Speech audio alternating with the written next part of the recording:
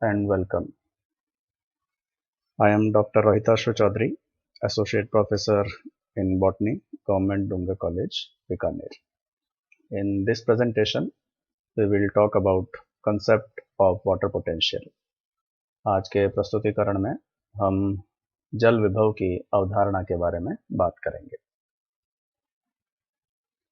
जल विभव की अवधारणा स्लेटियर और टेलर नामक वैज्ञानिकों के द्वारा 1960 में प्रस्तुत की गई थी। It is chemical potential of water in a solution compared to chemical potential of pure water at same temperature and atmospheric pressure. जल विभव वस्तुतः किसी विलयन में जल के अणुओं का रासायनिक विभव है शुद्ध जल के रासायनिक विभव की तुलना में, जबकि शुद्ध जल और विलयन को यदि समान तापमान और वायुमंडलीय दाब पर रखा गया हो, अर्थात समान तापमान और वायुमंडलीय दाब पर रखे गए विलयन में जल के अणुओं के रासायनिक विभव की तुलना में शुद्ध जल में जल के अणुओं का रासायनिक विभव क्या होता है, इसी को जल विभव या वाटर पोटेंशियल कहा जाता है। The chemical potential is free energy per unit quantity of a substance. अब यदि हम रासायनिक विभव की बात करें तो रासायनिक विभव किसी भी पदार्थ के इकाई मात्रा में उपस्थित मुक्त ऊर्जा के मान को कहा जाता है। तो चूंकि जल विभव में हम रासायनिक विभव की बात करते हैं, अर्थात मुक्त ऊर्जा की बात करते हैं, तो हम ये भी कह सकते हैं water potential is a measure of free energy of water molecules in any solution. तो इस आधार पर हम ये भी कह सकते हैं कि जल विभव वास्तव में किसी भी विलयन में जल के अणुओं की मुक्त ऊर्जा का ही माप होता है। The water potential of pure water is taken as zero at atmospheric pressure. वायुमंडलीय दाब पर शुद्ध जल का जल विभव शून्य माना जाता है।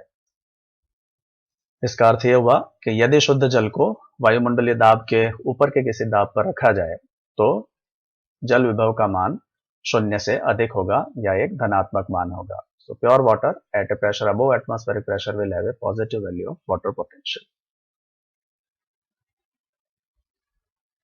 Water potential is indicated by Greek symbol Sai. Sai चिन्ह के द्वारा जल विभव को अभिव्यक्त किया जाता है और इसको मेगा पास्कल इकाई में दर्शाया जाता है। It is expressed in units of mega pascal. 1 mega pascal 10 बार के बराबर होता है। The water molecules always move from a solution of higher water potential towards a solution of lower water potential. यदि हम दो विलयनों को अर्धपारगम्य झिल्ली के द्वारा पृथक करते हैं तो जल के अणुओं का अभिगमन जो होगा वह हमेशा अधिक जल विभव वाले क्षेत्र से कम जल विभव वाले क्षेत्र की ओर होता है। जल विभव का मान चूंकि सामान्यतः ऋणात्मक में होता है, नेगेटिव वैल्यू होती है, तो इस आधार पर हम ये भी कह सकते हैं कि जल के अणुओं का अभिगमन कम ऋणात्मक विलयन से अधिक ऋणात्मक जल विभव वाले विलयन की ओर होता है यदि दोनों को अर्धपारगम्य झिल्ली के द्वारा पृथक करके रखा जाए। कंपोनेंट्स ऑफ वाटर पोटेंशियल, जल विभव के घटक। जल विभव के निम्नलिखित घटक होते हैं। ऑस्मोटिक पोटेंशियल, परासरण विभव, जिसे साई पाई के द्वारा अभिव्यक्त किया जाता है। सॉल्यूट पोटेंशियल या विलेय विभव, जिसे साई एस के द्वारा अभिव्यक्त किया जाता है। ऑस्मोटिक पोटेंशियल और सॉल्यूट पोटेंशियल वस्तुतः एक ही चीज है। ऑस्मोटिक पोटेंशियल को ही सॉल्यूट पोटेंशियल भी कहा जाता है।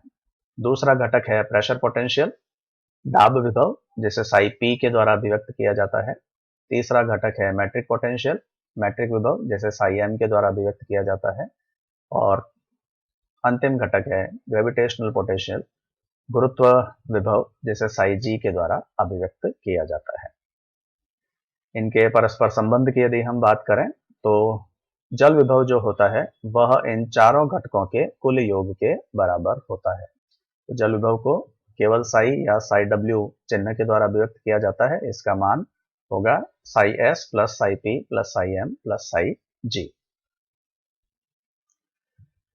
इनमें से गुरुत्व विभव जो होता है वह गुरुत्व का जल विभव पर पड़ने वाला प्रभाव है। It is effect of gravity on gravitational potential. सामान्यतः चूंकि पादप में जब हम जल विभव की बात करते हैं तो दो समीप स्थित कोशिकाओं के जल विभव की तुलना की जाती है, और दोनों समीप स्थित कोशिकाएं सामान्यतः एक ही गुरुत्व बल का अनुभव करती है। तो इस कारण से जब भी किसी पादप कोशिकाओं के जल विभव की चर्चा की जाती है तो उसमें ग्रेविटेशनल पोटेंशियल को, गुरुत्व विभव को सामान्यतः इग्नोर किया जाता है, इसको शामिल नहीं किया जाता। अतः गुरुत्व विभव को यदि हम हटा दें तो पादप कोशिकाओं के लिए जल विभव जो होगा वह साई एस, साई पी और साई एम के योग के बराबर होगा। The water potential of plant cell will be sum of solute potential, pressure potential and metric potential. First we will discuss osmotic potential और solute potential.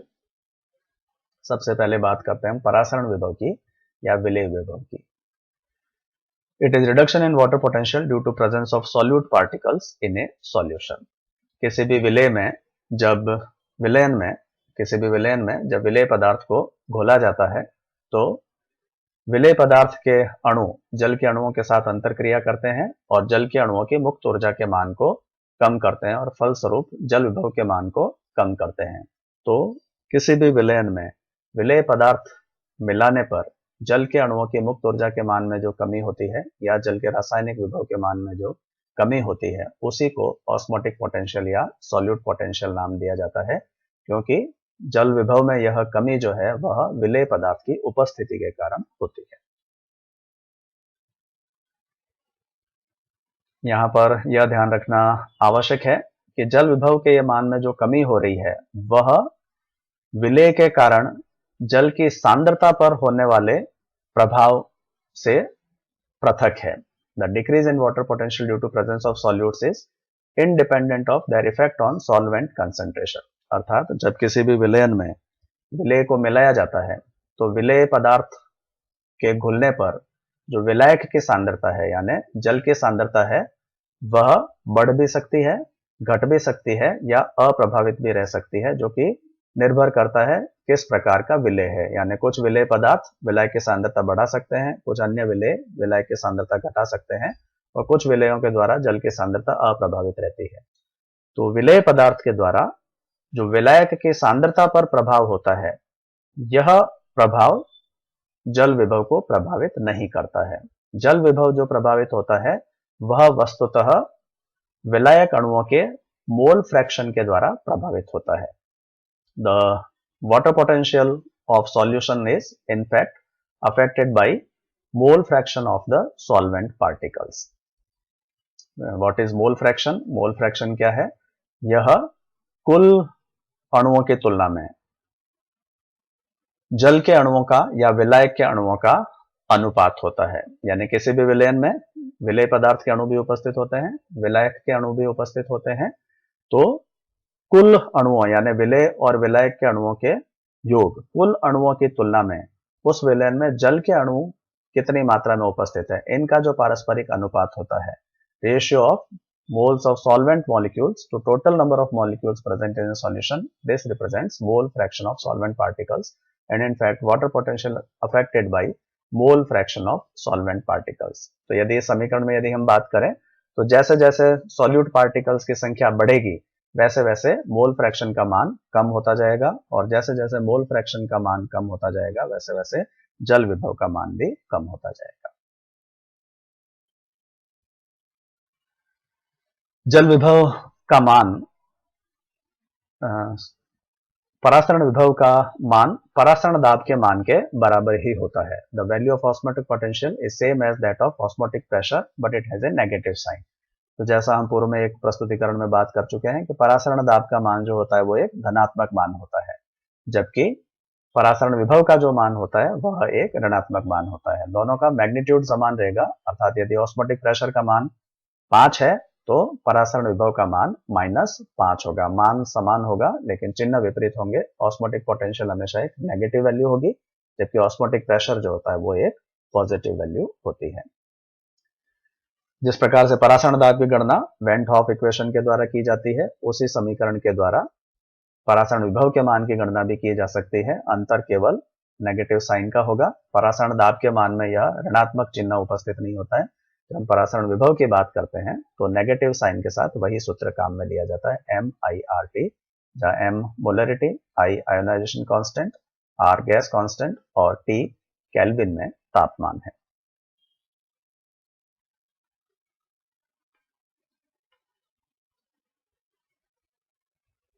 Osmotic potential of pure water is 0 at atmospheric pressure. वायुमंडलीय दाब पर शुद्ध जल का परासरण विभव 0 होता है, क्योंकि कोई भी विलेय पदार्थ उपस्थित नहीं है, और जब विलेय पदार्थ उपस्थित नहीं होगा तो परासरण विभव का मान भी 0 होगा। अब चूंकि विलेय पदार्थ की मात्रा बढ़ने पर या इसमें विलेय पदार्थ घोलने पर जल के अणुओं के मुक्त ऊर्जा के मान में कमी आती है, वाटर पोटेंशियल का मान डिक्रीज होता है। इस कारण से ऑस्मोटिक पोटेंशियल किसी भी विलयन का जो होता है हमेशा ऋणात्मक होता है। Osmotic potential of A solution is always negative, जो यह प्रदर्शित करता है कि विलेय पदार्थ की उपस्थिति के कारण जल विभव के मान में कमी हो रही है। Water potential is decreasing in response to presence of solutes, और इस डिक्रीज को ही अभिव्यक्त करने के लिए इसको ऋणात्मक चिन्ह के साथ प्रदर्शित किया जाता है, नेगेटिव साइन के साथ इंडिकेट किया जाता है। The osmotic potential becomes more negative with increase in solute concentration. जैसे जैसे विलेय पदार्थ की सांद्रता बढ़ाई जाती है, वैसे वैसे परासरण विभव का मान अधिक ऋणात्मक होता जाता है। यदि परासरण विभव के आधार पर जल के अणुओं के गति की बात की जाए तो जल के अणुओं का मूवमेंट जो होता है वह हमेशा एक कम ऋणात्मक परासरण विभव वाले क्षेत्र से अधिक ऋणात्मक परासरण विभव वाले क्षेत्र की ओर होता है। दूसरा घटक जल विभव का प्रेशर पोटेंशियल दाब विभव, साई पी के द्वारा इसे अभिव्यक्त किया जाता है। चूंकि यह वास्तविक जल स्थितिक दाब को अभिव्यक्त करता है, it represents effect of hydrostatic pressure on water potential. Pressure potential को केवल प्रेशर के रूप में भी अभिव्यक्त किया जा सकता है और पी चिन्ह के द्वारा भी अभिव्यक्त किया जा सकता है। तो चाहे प्रेशर पोटेंशियल कहें या केवल दाब कहें, दोनों का अर्थ एक ही होता है, और यह वास्तव में जल विभव पर जल स्थितिक दाब के प्रभाव को अभिव्यक्त करता है। जैसा कि हम जानते ही हैं कि दाब बढ़ाने से अणुओं की मुक्त ऊर्जा के मान में वृद्धि होती है, चाहे वो विलेय के अणु हो चाहे वो विलायक के अणु हो। तो जब भी दाब बढ़ेगा तो दाब बढ़ने से जल के अणुओं की मुक्त ऊर्जा के मान में भी वृद्धि होगी, और जब जल के अणुओं की मुक्त ऊर्जा के मान में वृद्धि होगी अर्थात उस विलयन के जल विभव के मान में वृद्धि होगी। So we can say pressure is directly proportional to water potential of any solution. किसी भी विलयन का जल विभव जो होता है वह दाब विभव के समानुपाती होता है। Pressure potential is taken as 0 at atmospheric pressure. वायुमंडलीय दाब पर दाब विभव का मान या दाब का मान 0 माना जाता है। अतः वायुमंडलीय दाब के ऊपर के किसी भी दाब पर P का मान धनात्मक होगा, और वायुमंडलीय दाब से नीचे के किसी दाब पर P का मान ऋणात्मक होगा। At pressure above atmospheric pressure, P will be a positive value, and at pressure below atmospheric pressure, P will be a negative value. Pressure below atmospheric pressure का तात्पर्य यह है कि जिस सिस्टम की या सॉल्यूशन की हम बात कर रहे हैं वह एक तनाव की स्थिति में है या ऋणात्मक दाब की स्थिति में है। पादप कोशिकाओं की बात करें तो पादप कोशिकाओं में प्रेशर पोटेंशियल का मान वही होता है जो पादप कोशिका में स्फीत दाब का मान होता है। Value of pressure potential is same as turgor pressure in plant cells, जिसके बारे में हम पूर्व में एक प्रस्तुतिकरण में बात कर चुके हैं। यह मान स्फीत दाब का मान या प्रेशर पोटेंशियल का मान श्लथ कोशिकाओं के लिए 0 होगा, और जैसे जैसे स्फीत दाब के मान में वृद्धि होती है वैसे वैसे यह बढ़ता जाता है, धनात्मक वृद्धि इसके अंदर देखने को मिलती है। So pressure potential is 0 for flaccid cells and becomes increasingly positive with increase in turgidity of cell. कोशिकाओं की स्फीत में वृद्धि के साथ साथ प्रेशर पोटेंशियल का मान लगातार अधिक धनात्मक होता जाता है। सामान्यतः किसी भी पादप में, पादप कोशिकाओं में टर्गर प्रेशर, स्फीत दाब या प्रेशर पोटेंशियल का मान धनात्मक होता है या यह शून्य हो सकता है, लेकिन कभी भी ऋणात्मक नहीं होता। इसका एकमात्र अपवाद जाइलम वाहिकाएं या जाइलम वेसल्स हैं, जहां पर जिनमें तीव्र वाष्पोत्सर्जन के समय दाब विभव का मान ऋणात्मक भी हो सकता है। अर्थात जाइलम वाहिकाओं में P तनाव में हो सकता है या P की वैल्यू ऋणात्मक हो सकती है, और यह तब होता है जब दिन के समय पादप में वाष्पोत्सर्जन तीव्र गति से चल रहा होता है। Water molecules always move from a solution under high pressure towards a solution under lower pressure. जल के अणुओं के अभिगमन की बात करें तो जल के अणुओं का अभिगमन हमेशा एक अधिक दाब वाले क्षेत्र से कम दाब वाले क्षेत्र की ओर होता है।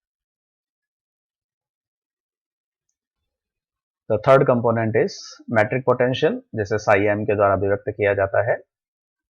It is reduction in water potential due to presence of metric substances. किसी भी विलयन में यदि मेट्रिक पदार्थ उपस्थित हैं, तो मेट्रिक पदार्थों की उपस्थिति के कारण जल विभव के मान में जो कमी आती है, उसी को मेट्रिक पोटेंशियल कहा जाता है। मेट्रिक पदार्थ वह पदार्थ हैं जिनके अणुओं की सतह आवेशित होती है। They have charged surfaces, और चूंकि सतह आवेशित होती है, वह धनावेशित या ऋणावेशित हो सकती है। सामान्यतः पादपों में ऋणावेशित होती हैं। तो आवेश के कारण जल के अणु इनकी सतह पर आकर्षित होते हैं, सतह की ओर आकर्षित होते हैं, और इन मेट्रिक पदार्थों की सतह पर अधिशोषित हो जाते हैं, एड्सॉर्ब हो जाते हैं। The metric substances are those substances which have charged surfaces that adsorb water on their surfaces. और चूंकि जल के अणु इन मेट्रिक पदार्थों की सतह पर अधिशोषित हो जाते हैं, इस क्रिया को जलायोजन या हाइड्रेशन कहा जाता है। और वह जल के अणु जो इनके सतह पर अधिशोषित हो जाते हैं या बंधित हो जाते हैं, वह अपनी मुक्त ऊर्जा को खो देते हैं, और जल के अणुओं की मुक्त ऊर्जा में कमी हो जाने के कारण विलयन के जल विभव के मान में भी कमी आती है। So water molecules become adsorbed on surface of these metric substances. The process is known as hydration. And when water molecules are adsorbed on the surface of metric substances, they lose their free energy and therefore cause a decrease in water potential of the solution. जब यह metric पदार्थ शुष्क अवस्था में होते हैं, तब इनमें मेट्रिक पोटेंशियल का मान अत्यधिक ऋणात्मक होता है। For dry colloids value of matric potential is extremely negative, और इस कारण से इनकी उपस्थिति के कारण जल विभव का मान भी अत्यधिक ऋणात्मक हो जाता है। Therefore, their presence makes water potential extremely negative too. The value of metric potential for completely hydrated colloids is almost zero. लेकिन जब यही colloidal पदार्थ या metric पदार्थ जलायोजित होते हैं, पूर्णतः जलायोजित होते हैं, when they are completely hydrated, then they cannot bind any more water molecules. तब इस स्थिति के अंदर इन पर और जल के अणु आकर के आबंधित नहीं हो सकते हैं, और इस कारण से अब इनके लिए मेट्रिक पोटेंशियल का मान जो होता है वह लगभग शून्य हो जाता है। अर्थात जब ये शुष्क होंगे तो मेट्रिक पोटेंशियल का मान अत्यधिक ऋणात्मक होगा, लेकिन जैसे जैसे ये जलायोजित होते जाते हैं, इनके मेट्रिक पोटेंशियल का मान कम नेगेटिव होता जाता है, और जब ये पूर्णतः जलायोजित हो जाते हैं तो मेट्रिक पोटेंशियल का मान शून्य हो जाता है। अर्थात पूर्ण जलायोजित मेट्रिक पदार्थों के द्वारा जल विभव के मान में कोई कमी नहीं होती है, और इस कारण से matric potential is ignored in determining water potential of cells. और इस कारण से कोशिकाओं के जल विभव के मान की गणना करते समय मेट्रिक पोटेंशियल के मान को भी शामिल नहीं किया जाता है, because metric substances are completely hydrated inside the cells. क्योंकि कोशिका के भीतर जो भी मेट्रिक पदार्थ या कोलॉइडल पदार्थ उपस्थित होते हैं जो जल के अणुओं को अधिशोषित करते हैं, वह पूर्णतः जलायोजित होते हैं, और इस कारण से उनके जल विभव का मान शून्य होता है, और इस कारण से उनका जल विभव पर जो प्रभाव होता है वह भी शून्य होता है। इसको इग्नोर किया जा सकता है। Then finally we talk about relationship between components of water potential. इन सभी घटकों के बीच के संबंध की बात करें तो इस चिन्ह के अंदर इस ग्राफ के अंदर जल विभव के दो घटकों का पारस्परिक संबंध प्रदर्शित किया गया है। Water potential is Sai S plus psi P, क्योंकि शेष दो घटक साई एम मैट्रिक पोटेंशियल और साई जी ग्रेविटेशनल पोटेंशियल सामान्यतः पादप कोशिकाओं में जल विभव की गणना में इग्नोर किए जाते हैं। अतः फाइनल इक्वेशन जो हमारी होगी वो water potential will be equal to psi S plus psi P. तो इस ग्राफ के अंदर इस अक्ष पर सॉल्यूट पोटेंशियल, वाटर पोटेंशियल या प्रेशर पोटेंशियल का मान अभिव्यक्त किया गया है। बीच में यह वाटर पोटेंशियल का मान 0 है। इससे ऊपर जाने पर पोटेंशियल का मान धनात्मक हो जाता है, इसके नीचे जाने पर पोटेंशियल का मान ऋणात्मक हो जाता है।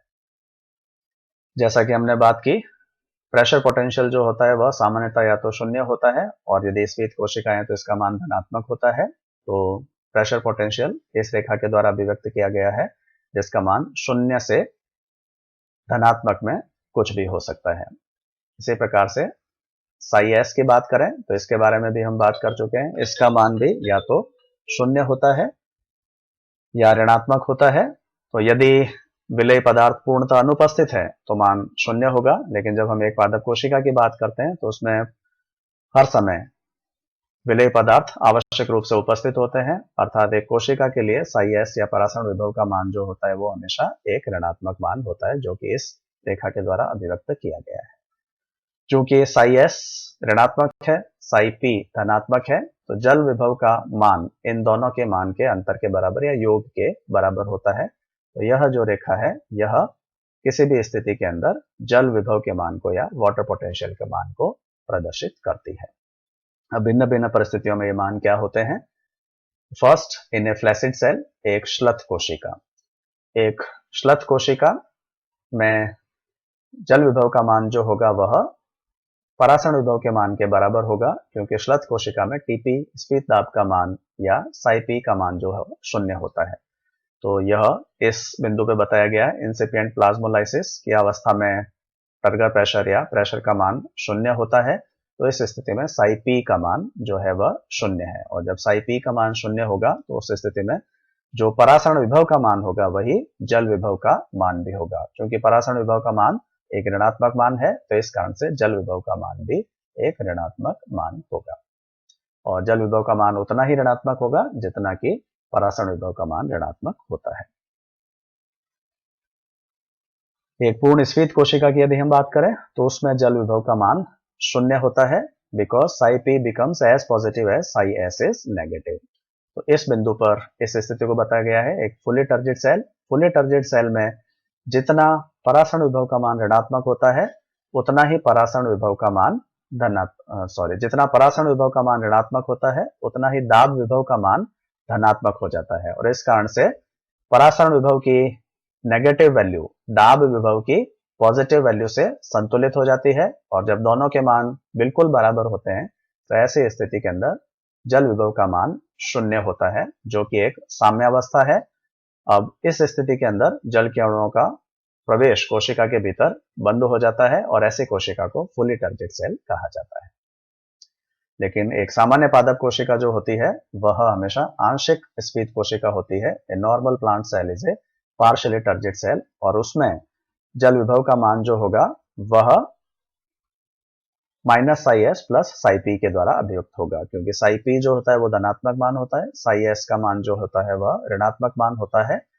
तो जो भी इन दोनों के मान का अंतर होगा वह जल विभव का मान होगा, वाटर पोटेंशियल की वैल्यू होगी। तो इन दो एक्सट्रीम पॉइंट्स के अलावा जो मध्य के मान है उन सभी पर जल विभव का मान जो होगा वह साई एस का जो मान है जितना ऋणात्मक है उसके साथ जोड़ दिया जाता है साई पी का मान कितना धनात्मक है, और इस सूत्र से जो भी मान आएगा वह उस कोशिका के लिए जल विभव का मान होगा। इस स्थिति के अंदर in this condition the value of psi s will be more negative than Tp is positive। इनमें यानी एक आंशिक स्फीत कोशिका में हमेशा जो सॉल्यूट पोटेंशियल का मान होगा वह स्फीत दाब के मान की तुलना में अधिक ऋणात्मक होता है। उदाहरण के लिए यदि यहाँ हम देखें इस बिंदु पर, तो इस बिंदु पर हम ये कह सकते हैं कि साई पी का मान +100 है, और इसी बिंदु पर बिल्कुल इसके ठीक नीचे आए हम और साई एस का मान देखें तो यह लगभग -400 के आसपास है। तो हम ये कह सकते हैं किसी भी स्थिति में यदि हम बात करें तो साई एस का मान अधिक ऋणात्मक होगा, यानी यहाँ -400 है स्फीत दाब की तुलना में, जो कि इस बिंदु पे जहां अभी हमने बात की थी वहां लगभग 100 है। कहीं पर भी इसकी तुलना कर लें, फॉर एग्जाम्पल यदि हम यहाँ पर तुलना करें तो यहाँ साई पी या प्रेशर का मान +200 है और ठीक इसी परपेंडिकुलर पे हम यहाँ बात करें तो साई एस का मान यहाँ पर अभी भी -400 है। That at every point in a partially turgid cell the value of psi S will be more negative than turgor pressure is positive. और इस कारण से for this reason the value of water potential will be less negative than value of solute potential। और इस कारण से सभी स्थितियों में यानी आंशिक स्फीत की सभी स्थितियों में जल विभव का जो मान होता है वह साई एस के मान की तुलना में कम ऋणात्मक होता है। So this is all about this presentation. Thanks for watching.